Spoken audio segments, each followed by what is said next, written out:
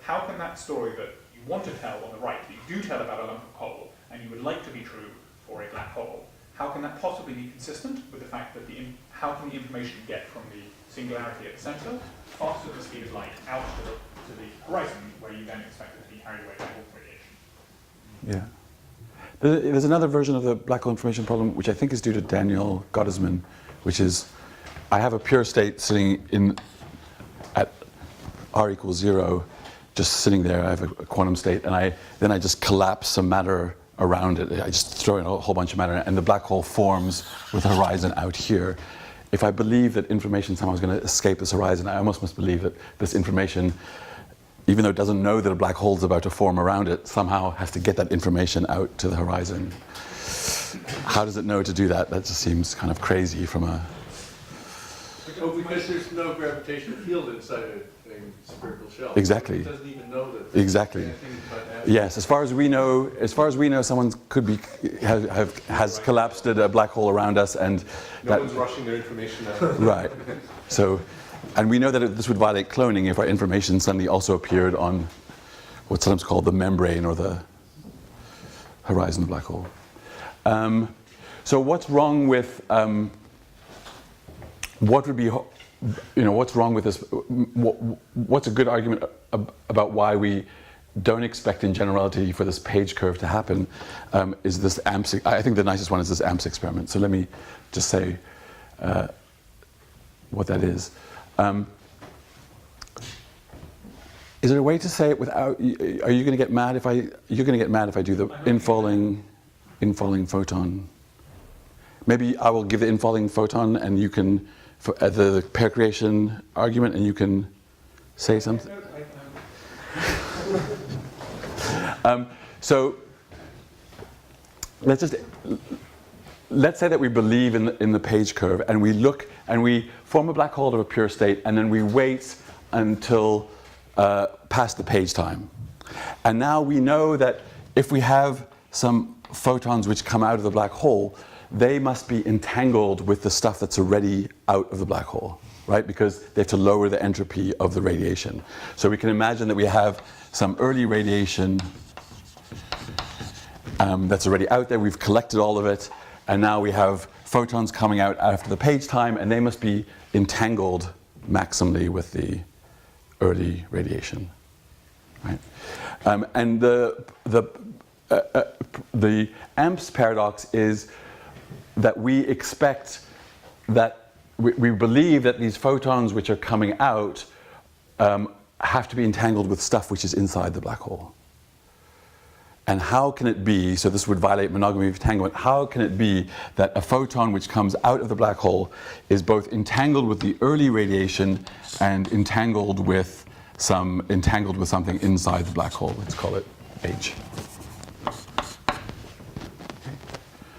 And the reason we believe that the stuff that comes out of the black hole is entangled with the stuff coming in, well, there's this kind of heuristic picture which there's not much, which is just a heuristic, don't take it too seriously, which is that you can maybe think of Hawking evaporation in terms of I have virtual particles which are being created, so I have a positive energy and a negative energy particle which is being virtually created, and one falls into the black hole and one escapes, and it's entangled with that one.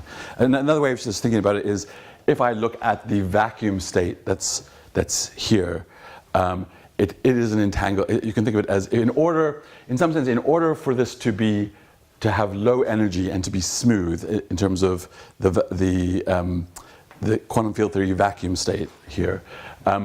I must have a lot of entanglement across the horizon. So that you can think of the Minkowski vacuum. If I'm in Minkowski space, I'm drawing it like Rindler space, but if I'm in Minkowski space, so this is time, then there is a lot of entanglement. There's maximal entanglement between so this region here and this region here. There's a huge amount of entanglement between these two regions. And maybe I'll just say it and then people can ask more questions. I won't try and justify it too much. But if people, I'll just say things that people may know about, but like this is a Rindler wedge, so this is for an accelerating observer. And an accelerating observer is like an observer which is sitting here by the horizon. And we know that for Minkowski space, there is a lot of entanglement between this wedge here and this wedge here. Likewise, for a black hole, we believe that there's quantum field theory and curved space calculation says that there's a lot of entanglement between the stuff that's coming out here of the black hole and the stuff that's inside.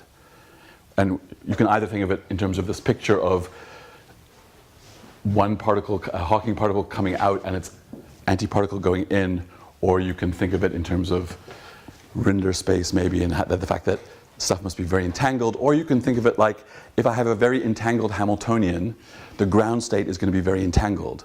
And so if you make a state which has product, so if a photon comes out and is in a product state with the stuff inside, that requires having a huge amount of energy because it's very far from the ground state. So there are reasons in terms of, there's quantum field theory and curved space reasons which tell us that the Hawking evaporation has to be very entangled with stuff behind the horizon. And so the paradox then becomes, how can it be that this particle which comes out, let's call it B, this photon which comes out is both entangled with R and is also entangled with stuff inside the black hole? It can't be entangled with both. So the problem I always had with this is that I don't know enough field theory to understand why a vacuum should have a tremendous amount of entanglement in it. And so I'd have to learn to believe that. Mm-hmm. The other thing is, since the stuff that's inside the black hole is, you're never going to be able to bring it together with the stuff outside. Who cares? It's just ordinary old black hole complementarity, because if I drop something in, I'm never going to be able to put those two copies of the thing together. Maybe you can have a violation of no cloning there. Right. So the nice thing about version 2 is that, so with version 1, which I haven't said what it is, but with version 1, Adam partially did. With version 1, I can imagine that there's some violation of, say, no cloning or monogamy, but I can never see it, like as you said. But here, I can actually capture both particles. So I can, for example, imagine an Alice who captures the B photon just after it evaporates and jumps into the black hole and captures the H photon. So she can choose whether to bring it together to R or whether to bring it together with H. She can take one of R with her. So she can. So let's imagine that it's entangled. All three together. Yeah. Let's imagine she takes R1. Let's imagine that she takes B1, which is the one that's entangled with this, and let's imagine that she jumps in, and now she has R1 with her. She jumps into the black hole just as B1 is escaping it. So she now has B1, and she catches up with H1. H1 could be, orbiting the black, or can kind of be going down slowly, or so she grabs H1. So she now has this. She really can catch up with H1. Yeah, we could. Get started on it. Right, she can catch up with it.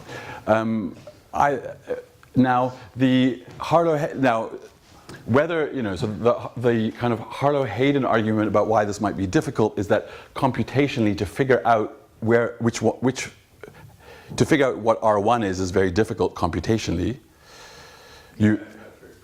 There's many reasons not to believe that argument, but I'm just saying there is some difficulty. It's not so simple as just grab R1 and B1 and then catch up to H1, but it's still possible, and so that is the violation of monogamy that we would witness.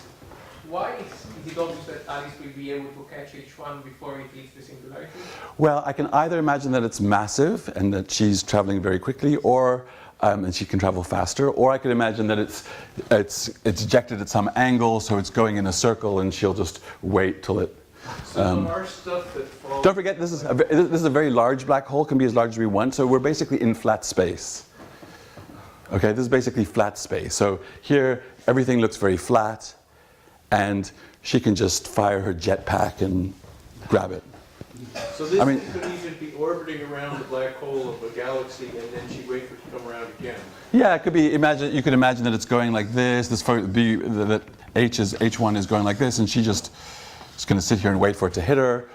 But maybe the better way to think about it is that this is very flat. It's a large black hole, so the horizon things are very flat around there, and there's no problem to catch up to that thing.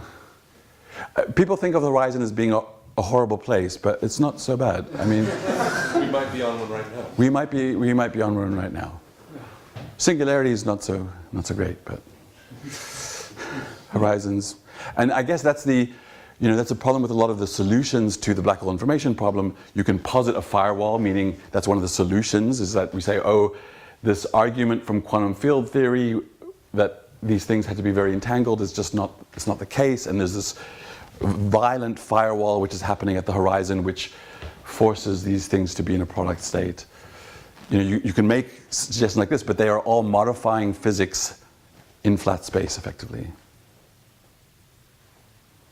So just a question about this computational difficulty argument, either you or Adam. Is the notion that, so what kind of barrier is created by the computational difficulty? Is it, because I'm not used to, I'm used to talking about no-cloning theorems and never worrying about any computation. So, I don't know, could you just express a little bit further how No-cloning is an information theoretic obstacle. It's just completely impossible to do it. Yeah. This is definitely not, this task of that the person outside the horizon has to do is definitely not impossible. It's information theoretically possible. It just takes a number of gates that are exponential in the entry of a black hole. But you could, we like to, in computational complexity theory, we like to believe that we could have an oracle that speeds up all hard computations, including that one. So just in the size required to take the input, you could.